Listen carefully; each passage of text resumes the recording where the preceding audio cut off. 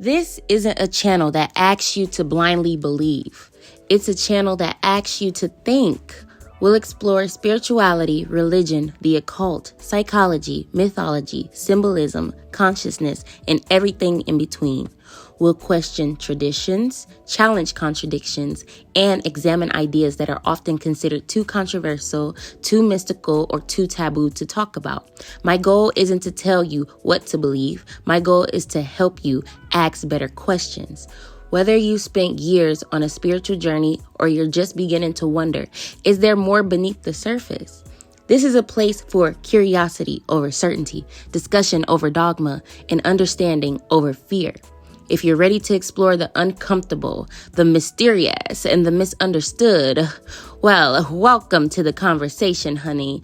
I call myself Transcendental Anomaly because I don't fit neatly inside any one system of belief. Disclaimer, this channel is for educational and entertainment purposes only. I am not a licensed professional in any field, including mental health, medicine, or theology. Everything shared here reflects personal perspective, interpretations, and open discussion, not professional advice or absolute truth. I encourage viewers to think critically, do their own research, and take what resonates while leaving what does not. Today, we're talking about something almost everyone has experienced, yet very few people can clearly define. Intuition.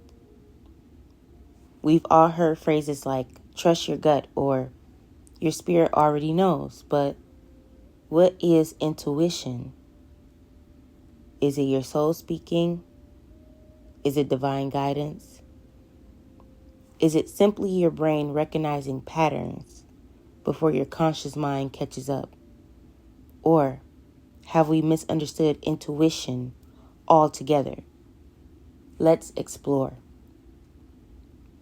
One of the biggest misconceptions I see in spiritual spaces is the idea that every strong feeling is intuition. But what if it isn't? What if sometimes what we call intuition is actually fear? What if it's trauma? What if it's anxiety? What if it's wishful thinking or even ego? Psychology defines intuition as rapid unconscious pattern recognition. Your brain is constantly processing information that you're not consciously aware of. Sometimes your body notices subtle cues before your mind can explain them. Neuroscience supports the idea that our brains and nervous systems gather enormous amounts of information beneath conscious awareness. Meanwhile, many spiritual traditions describe intuition as inner knowing, the voice of the soul, divine guidance, or a connection to something greater than ourselves. These perspectives aren't necessarily mutually exclusive. They simply explain intuition through different lenses. So here's the real question. How do you know who's speaking inside your mind? Imagine there are 5 voices in your mind. One belongs to fear, one belongs to trauma, one belongs to ego, one belongs to your desires, and one belongs to intuition. They all sound convincing, so how do you tell them apart? Well, fear usually screams at you. Desire tries to persuade you. Ego wants certainty and validation.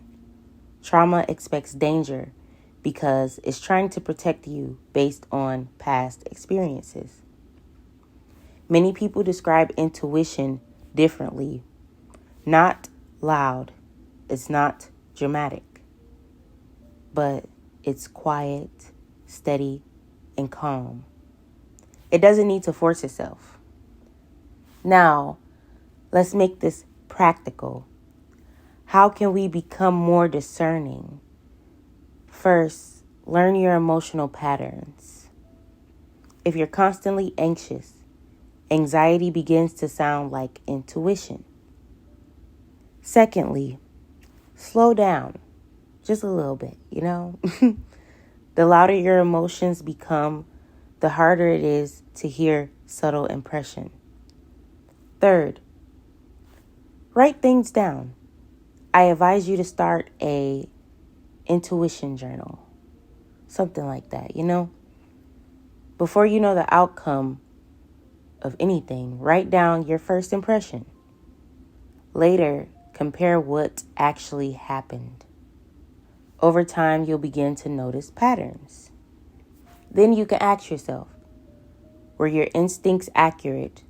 Were they influenced by fear? Were they driven by hope?